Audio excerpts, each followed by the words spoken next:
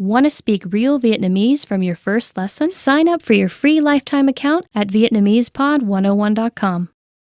When it comes to giving presentations, a lot of people struggle with that and find it very difficult to use the appropriate language or to find suitable sentences to connect the ideas and to successfully present what you think or your opinions. In this situation, I find it very easy because I realized that the more simple it is, the easier. Especially in Vietnamese, today I'm going to share with you some tips or some linking words or how to organize your ideas so that it's gonna be easier for you when giving presentations.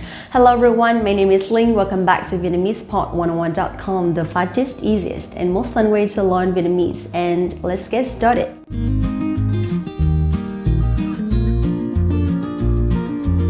No matter how good you are in Vietnamese, you can always start the presentation with đầu tiên tôi xin trình bày về. Đầu tiên tôi xin trình bày về. Đầu tiên tôi xin trình bày về. That means first I'd like to talk about or I would like to talk about. Trình bày literally means present. Đầu tiên tôi xin trình bày về. So first, if you want to talk about the agenda, you can say đầu tiên tôi xin trình bày về nội dung của buổi hôm nay. Đầu tiên tôi xin trình bày về nội dung của buổi hôm nay. Đầu tiên tôi xin trình bày về nội dung của buổi hôm nay. Nội dung is like the content and it also means the agenda of the presentation today. Đầu tiên tôi xin trình bày về nội dung của buổi hôm nay. If you want to talk about the next idea after the first one or the following ideas, you can say tiếp theo, tiếp theo, tiếp theo, okay? Tiếp theo tôi xin trình bày về. Tiếp theo tôi xin trình bày về. Tiếp theo tôi xin trình bày về. Tiếp theo tôi xin trình bày về. Okay? Next, I'd like to talk about another useful word that you can use, which is phân tích. Phân tích. Phân tích.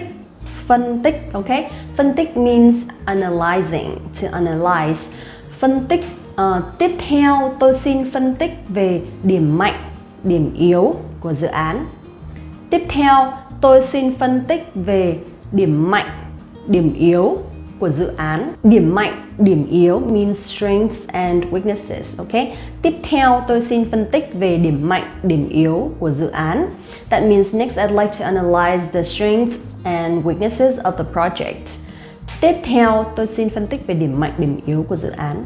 So instead of using trình bày to present, we can also use phân tích to analyze and chia sẻ, to share, to discuss. We use trao đổi, trao đổi, trao đổi, trao đổi to discuss.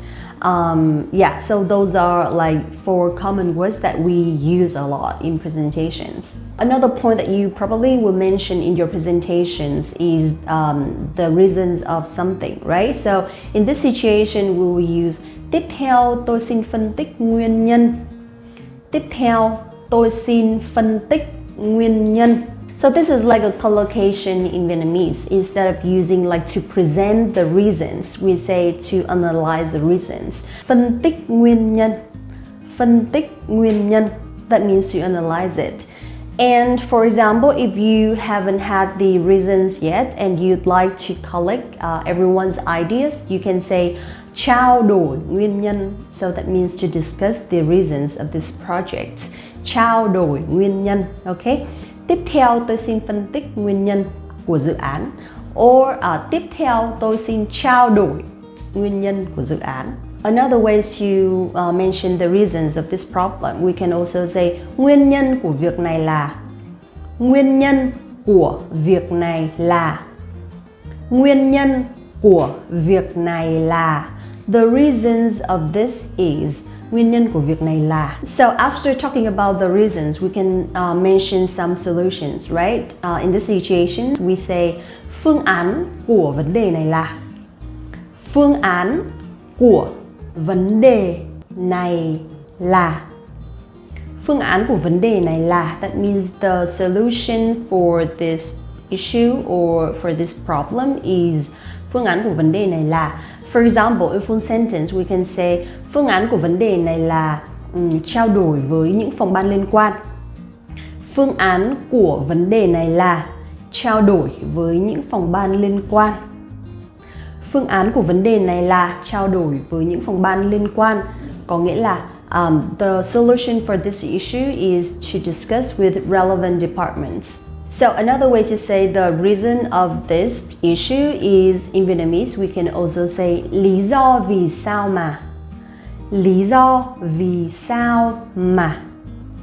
Lý do vì sao mà means the reason why is something. Lý do vì sao mà, the reason why the weather is getting hot is, for example, so we say lý do vì sao mà thời tiết ngày càng nóng lên. Lý do vì sao mà thời tiết ngày càng nóng lên. Lý do vì sao mà thời tiết ngày càng nóng lên. The reason why the weather or the climate is getting hot. Okay, so after talking about some problems, some discussion, or like having some reasons and solutions, usually we'll have a Q&A, right? So in this situation, we can say, tiếp theo là phần Q&A. Tiếp theo là phần Q&A. Tiếp theo là phần Q&A.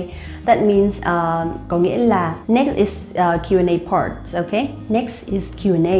Tiếp theo là phần Q&A. A sentence in this situation that you can use is, các anh chị có thể đặt câu hỏi nếu có phần nào chưa rõ. Các anh chị có thể đặt câu hỏi nếu có phần nào chưa rõ. Các anh chị có thể đặt câu hỏi nếu có phần nào chưa rõ. That means please give me questions if there is anything that you're not clear about. Các anh chị có thể đặt câu hỏi nếu có phần nào chưa rõ. Right, so when you're about to finish the presentation, so you can usually say something to finish or to wrap up, right? In this situation, we say, cảm ơn các anh chị đã tham gia buổi hôm nay. Cảm ơn các anh chị đã tham gia buổi hôm nay. Cảm ơn các anh chị đã tham gia buổi hôm nay, có nghĩa là thank you for spending time with us today. Cảm ơn các anh chị đã tham gia buổi hôm nay. Thank you for joining with us today. Cảm ơn các anh chị đã tham gia buổi hôm nay. Okay, so these are some very common and simple ways to give a presentation. I know that there will be a lot of advanced vocabulary and it's not going to be easy to present 100% in Vietnamese. However, these sentences you actually can use in a daily basis or when you speak to your friends and your colleagues, because even though they sound formal, but it's not too formal, okay? Basically in Vietnamese, we don't really distinguish between formal and informal language a lot, except in some specific professions or like some very formal situations, like for example in government office or something like that. So if you're not going to have a presentation anytime soon, please practice it at home and try to introduce about yourself or try to introduce something about your background or your work experience or something. So when it comes to the presentation, you'll be ready. Thank you so much for watching the videos today, guys. If you love to learn Vietnamese in the fastest, easiest, and most fun way, go to VietnamesePod101.com to get your free lifetime account right now and get your real lessons by real teachers. Xin chào và hẹn gặp lại các bạn. See you in the next one. Want to speed up your language learning? Take your very first lesson with us. You'll start speaking in minutes and master real conversations. Sign up for your free lifetime account. Just click the link in the description.